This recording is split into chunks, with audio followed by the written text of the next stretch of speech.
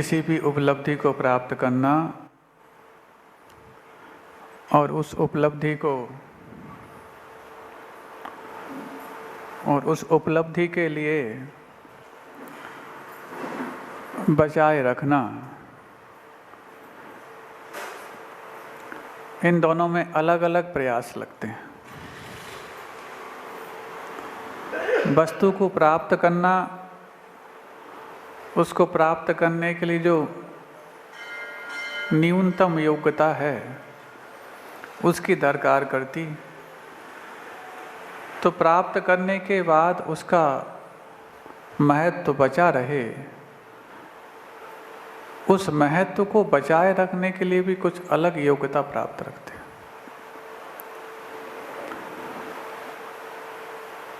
जैसा कि कहा कि ये आज़ादी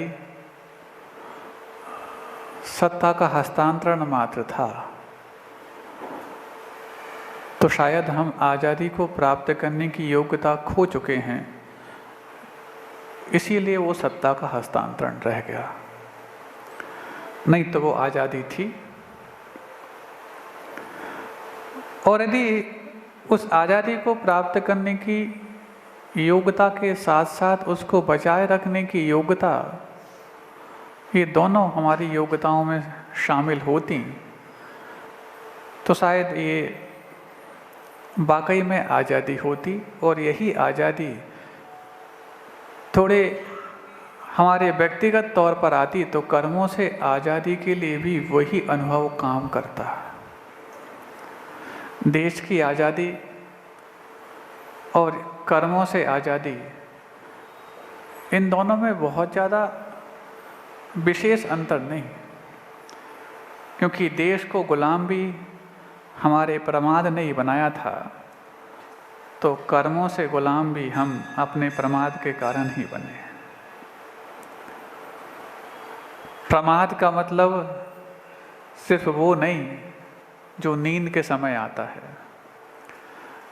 वो प्रमाद तो सबको दिखता जो नींद के समय आता, लेकिन जो जागृति में दिखता है, इस प्रमाद को देखना खुद को ही संभव है या किसी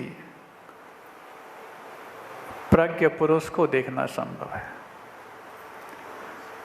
दूसरे तो उसको यही मानते कि हाँ, हमेशा सजग रहता, जागृत रहता, अलर्ट रहता। लेकिन जैसे ही हमारे लिए कोई विशेष आकर्षण सामने रख दिया जाता, तो उस आकर्षण को कहीं ना कहीं हम सिर्फ मात्र अपने प्रमाद के कारण ही स्वीकार करके उसको गुलामी का सबब स्वीकार करने के लिए कारण बना देते हैं।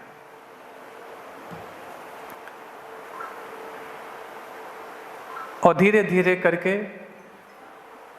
उन गुलामी की जंजीरों में जकड़ते जकड़ते शायद उसी को अपनी जीवन शैली मान लेते हैं।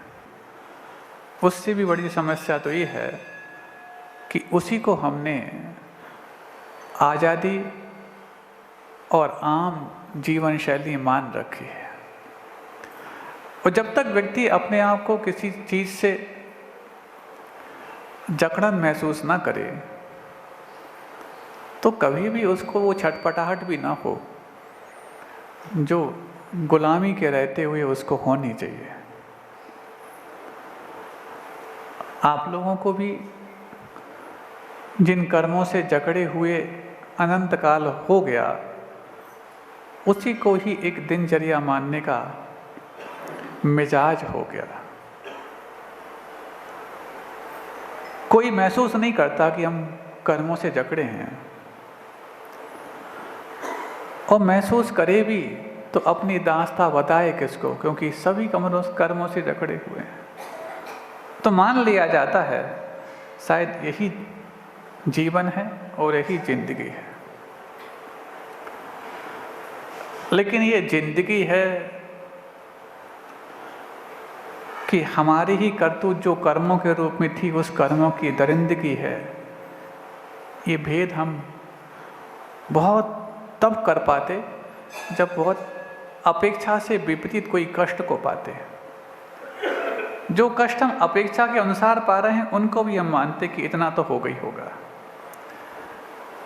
अपेक्षा कैसी? मान लो उदाहरण के रूप में हम समझें, अभी पूरी जगह वायरल इन्फेक्शन फैला हुआ है, तो वायरल इन्फेक्शन यदि फैला हुआ है तो हम यदि इन्फेक्टेड हो गए तो ये कोई बड़ी बात नहीं, ये तो होना ही था। लेकिन हेल्दी सीजन चल रहा हो और ऐसे में यदि हमारे लिए कुछ विशेष कोई रोग, बाधा, पीड़ा होने लग जाए तो उस समय लगता है कि हाँ, कर्मों का तीव्र उदय है। आप लोग समझ रहे हैं ना? मतलब कैसे एक ऑड फीलिंग भी हमारे लिए कॉमन लगने लग जाती है और कैसे वो कॉमन भी हमारे लिए एक ऑड फील होने लग जाती है। ये मान्यताएं बहुत आसानी से हमारे भीतर प्रवेश करती, प्रवेश करते वक्त तो वो भीगी बिल्ली जैसे प्रवेश करती, लेकिन जब प्रवेश कर जाती हैं तो सिंह की दहाड़ना और गर्जना भी उसके लिए छोटी पड़ती। ठीक वैसे ही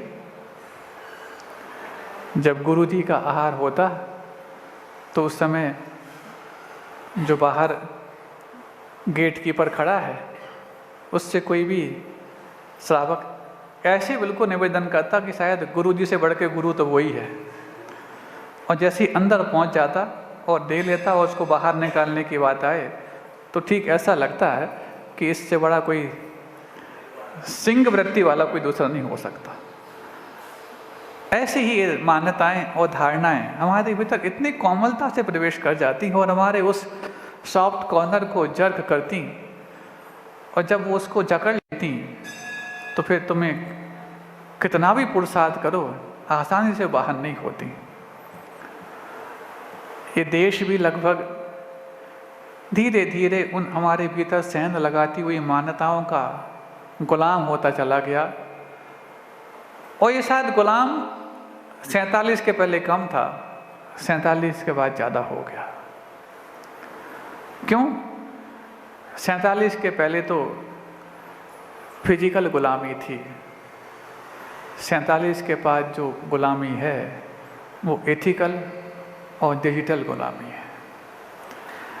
और जब एथिकल गुलामी होती तो कई बार आपने एथिकल हैकर्स सुने होंगे। आजकल बहुत सारी चीज़ें हैक हो जाती हैं, आपके गैजेट्स भी हैक हो जाते हैं, आपके बहुत बड़े सॉफ्टवेयर भी हैक हो जाते हैं। तो जब आपके मूलभूत सिद्धांत और उद्देश्य हैक हो जाएं तो क्या उसको एथिकल गुलामी नहीं कहा जाएगा? और एथिकल गुलामी फिजिकल गुलामी से भी ज़्यादा खतरनाक होती है, क्योंकि फिजिकल गुलामी में तो हम कुछ कष्ट पाते और कष्ट महसूस करते, तो कष्टों से बचना हर व्यक्ति को आता और अपनी सामर्थ्य को जितनी है उससे भी ज़्यादा बढ़ाने की कई बार वो गुस्ताखी कर लेता। लेकिन जब एथिकल हैकर्स और एथिकल आतताई हमारे ऊपर एथिकल गुलामी के खंजर घोंपते तो उस खंजर को ही हम जिंदगी के मंजर मान करके स्वीकार कर लेते। धीरे धीरे ऐसी ही एथिकल गुलामी हमारी जीवन शैली में घुलती मिलती चली जा रही हैं और काफ़ी हद तक घुल चुकी हैं। महाराज, ये एथिकल गुलामी एक नया शब्द नया कहाँ से आ गया? शब्द तो दे दिए जाते हैं, यदि भावनाएं वैसी होती चली जाएं तो शब्द संज्ञा देना कौन सी बड़ी बात है। शुरुआत में कभी भी संज्ञाएं नहीं होती, शुरुआत में तो संज्ञान होता है, उस संज्ञान को फिर संज्ञा बाद में दी जाती है। कभी भी पहले व्याकरण का निर्माण नहीं होता, ग्रामर पहले नहीं बनती, पहले साहित्य होता है। क्यों? जिस भाषा में वो व्यक्ति बोल रहा है उस भाषा के व्यक्तियों को बोलने के लिए कोई पहले ग्रामर सीखो फिर भाषा सीखी जाएगी, ऐसा नहीं। तो दूसरी भाषा वाला व्यक्ति यदि उस भाषा को सीखना चाहे तो जिस प्रोफार्मा को स्वीकार करता है उसका नाम व्याकरण होती। समझ में आ रही बात? क्या कभी आपने बचपन से हिंदी बोलते वक्त हिंदी की ग्रामर पढ़ी थी क्या? तब आप हिंदी सीख पाए? लेकिन कोई यदि ब्रिटिशर्स या कोई फॉरेनर हिंदी सीखना चाहे तो उसको ग्रामर पढ़नी पड़ेगी। आप यदि इंग्लिश सीखना चाहें तो आपको ग्रामर सीखनी पड़ेगी। लेकिन कोई इंग्लिश जो ब्रिटिशर्स के परिवार में पैदा हुआ उसको ग्रामर पढ़नी पड़ती क्या? इसका मतलब भाषा पहले होती है, ग्रामर बाद में होती है। ये छोटी छोटी बातों को भी समझना बहुत आवश्यक है। नहीं तो अक्सर हम यही समझते रहते कि हाँ इंग्लिश सीखना है तो पहले ग्रामर सीखो, और भूल जाते कि हम कितनी कितनी भाषाएं सीख चुके। हाँ, सिर्फ मात्र हिंदी भाषा नहीं, हम वो भाषा भी सीख चुके जिस भाषा में दूसरे को समझाना हमें आसान लगता है। महाराज, एक कुछ बात आप ऐसी कहते जो जल्दी समझ में नहीं आती, लेकिन मुस्कान बहुत जल्दी आ जाती। हाँ, तो आपकी मुस्कान को देख के हम भी नहीं रोक पाते, हम भी मुस्कुरा जाते हैं कि कुछ समझ में आपको आ गया। अब देखो, भाषा पहले होती है, व्याकरण बाद में होती, ये तो बात समझ में आई। लेकिन हम सिर्फ मात्र हिंदी भाषा नहीं सीखे, हम वो भाषा भी सीख गए हैं जिसमें दूसरे को समझाना बहुत आसान हम महसूस समझते हैं। कौन सी भाषा? हमारी भावनाओं की भाषा, हमारी प्रतिक्रियाओं की भाषा, हमारे कुछ ऐसे हाव भाव की भाषा जो शायद हमारे शब्दों से भी ज़्यादा प्रभावशील होती है। किसी को भी समझा सकते हो उस भाषा में हम।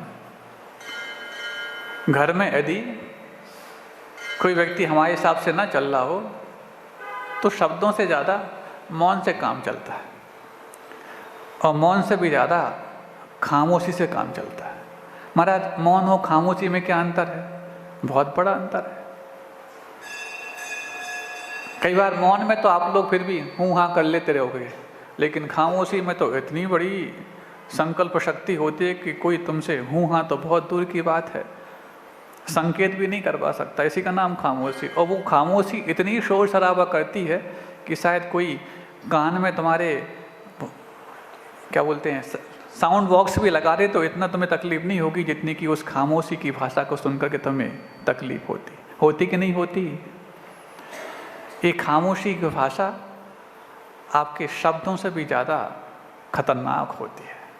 तो ठीक ऐसे ही इस भारत को आज़ाद होने के बाद कुछ चीज़ें हम ऐसी समझते चले गए और ऐसी मान्य करते चले गए जिनको शायद दुनिया ने मान्यता दी है और यही वाकई में जीवन शैली है। ऐसा मान करके हम गुलामी से भी ज़्यादा बेड़ियाँ अपने पैरों में डालते चले गए। बेड़ियाँ कह रहे हैं, बेड़ा ही नहीं। आगरा वालों, बेड़ियाँ और बेड़ई में अंतर समझते कि नहीं समझते? हाँ महाराज, ज़्यादा अंतर नहीं है। अक्षर तो तीनों वही हैं, मात्रा में थोड़ा सा अंतर है। बस एक ऐसा है, बेड़ियाँ पैरों को नहीं आगे बढ़ने देती और बेड़ई, बोलो ना, सारी बातें हम ही बोलें क्या? तो ऐसे ही वो धीरे धीरे करके गुलामी की कुछ बेड़ई और बेड़ियाँ हमारे पैरों में डाल दी गई। बेड़ियाँ पैरों में डाली जाती हैं और हथकड़ियाँ हाथों में डाली जाती हैं, लेकिन मन में डालने वाली कुछ ऐसी जंजीरें होती हैं जिन जंजीरों से निकल पाना जल्दबाजी में संभव नहीं, क्योंकि वो जंजीरें भी धीरे धीरे करके ऐसी सुराख बनाती हैं कि एक बार वो सुराख बन जाए तो राख होने के बावजूद भी वो जंजीरें राख नहीं होती। हमारी मान्यताओं की जो जंजीरें हैं वो जल्दी राख नहीं होती। क्यों? वो सुराख बना करके आई थी। सु समझते हो? यानी अच्छी राख बना के आई थी। पहले आपके सिद्धांतों को राख किया था, फिर वो सुराख बनाई थी, और बाद में जब तुम राख भी हो जाओ घाट पे जाने के बाद तो भी तुम्हारी मान्यताएं छूटती नहीं और अगले भाव में वो ट्रांसमाइग्रेट भी कर जाती। थोड़ी कठिन भाषा तो नहीं हो रही? हमारी भाषा कठिन भले ही हो जाए, लेकिन आपकी जब भाषा सरल भी हमें कठिन लगने लग जाती है तो लगता है तुम्हारी इतनी सरल भाषा इतनी कठोर कैसे हो गई। आप लोग सुन रहे हैं? कुछ लोग विशेष समझ रहे होंगे, जो अभी ऊपर बैठे तो वो जल्दी समझ रहे होंगे। तो तुम्हारी जब सरल भाषा कठोर हो जाए तो फिर हमें लगता है कि हमारी कठिन भाषा शायद आपको सरल हो सकती है। कठोर में और कठिनाई में अंतर है। हाँ, कठोरता और कठिनाई ये दोनों में बहुत बड़ा अंतर है। महाराज क्या अंतर है दोनों में? हम तो एक से ही समझते। कठोर ये मार्दव धर्म का विपरीत तत्व है और कठिन ये आर्जव धर्म का विपरीत तत्व है। अंतर समझ में आया? कठोर का मतलब मान का पर्यायवाची और कठिन का मतलब माया का पर्यायवाची। अब तो समझ में आ गया? बहुत कठोर है ये तो मतलब ज़्यादा अहंकारी है। भैया बहुत कठिन है, उसको समझ पाना इतना आसान नहीं है। समझ जाओगे, बहुत जटिल है, बहुत उसके अंदर माया भरी हुई है। तो कठोर और कठिन दोनों जब हमारे साथ जुड़ जाते हैं तो फिर सरल भाषा भी बहुत हमारे लिए मुश्किल पैदा करने लग जाती है। ऐसी हमारे जीवन में कठिनाइयाँ बहुत आसानी से प्रवेश की। कभी सर्प आपने देखा हो ऐसे ऐसे चलता है, देखा ना? सांप हमेशा सीधा नहीं चलता क्योंकि उसके पास पैर नहीं होते। जिसके पास पैर हों वही सीधा चल सकता है, और जो टेढ़ा करना सीख गया समझ लेना अगले जीवन में पैर मिलने की संभावनाएं कम है। समझ लिया? एक पिता की छोटी सी बात याद आ गई। उनकी 3 बेटियां, तीनों इंजीनियरिंग की,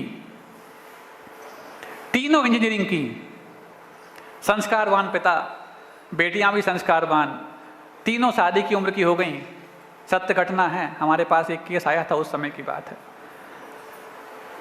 महाराज बेटियां बहुत सज्जन हैं, पढ़ी लिखी हैं, इंजीनियरिंग की हैं, लेकिन शादी नहीं हो रही। हमने कहा बेटों की नहीं हो रही बात समझ में आती, बेटी की नहीं हो रही शादी? बेटियां तो वैसे ही कम हैं। हाँ महाराज, बेटियां तो कम हैं लेकिन संस्कारवान और कम हैं। बोले महाराज, हमने कहा रिश्ते नहीं आते क्या? महाराज आते हैं रिश्ते। रिश्ते तो इतने आते हैं कि चूंकि बेटियां हैं, सब कुछ है, सर्वगुण संपन्न हैं, संस्कारित भी हैं। तुमने कहा क्या होता है? बोले महाराज आजकल ये सिस्टम चल रखा है कि माता पिता पहले देख लेते हैं, फिर उसके बाद दोनों आपस में चर्चा करते हैं। वहाँ पर फिर लेन देन होता है वायदों का। हाँ, जहाँ पर संस्कारों का हवाला हो वहाँ पर लेन देन होता है, चर्चाएँ होती है वहाँ पर। लेकिन चर्चा होती सबसे पहले ही बात आती है, लड़का पूछता है आपका रात्रि भोजन त्याग तो नहीं, पार्टी में जाती हो कि नहीं जाती हो, अल्कोहल से पिए परहेज तो नहीं। और चूंकि बेटियां इंजीनियर हैं तो बेटा भी इंजीनियर चाहिए, और इंजीनियर तो वही मेट्रो सिटी में रहने वाले हैं, और सारी कंपनीज वीकेंड्स में तो पार्टी कराती है, और पार्टी में अल्कोहल ना हो तो बहुत मुश्किल होता है। इसलिए सिर्फ बात इतनी सी बात पर रिश्ता टूट जाता, सब कुछ अच्छा होने के बावजूद भी, कि तुम अल्कोहल से परहेज करती हो कि नहीं करती हो। पहले जब आप लोग के विवाह हुए होंगे क्या पूछते थे? भक्तामर पढ़ना आता कि नहीं आता? तत्वासूत्र। वहां पर तत्वासूत्र और भक्तामर पढ़ना मात्र जान करके संस्कारों की बात परीक्षा कर ली जाती थी। इसलिए नहीं कि तुम्हें भक्तामर पढ़ना आता है कि नहीं आता, तुम्हें अपने परिवार के संस्कारों को निभाना आता है कि नहीं आता, ये मात्र भक्तामर की वानगी से वो समझ लेते थे। और जो अपने परिवार के संस्कार निभा पाएंगे वो ये विवाह के संस्कार को पूरे जीवन में चला पाएंगे।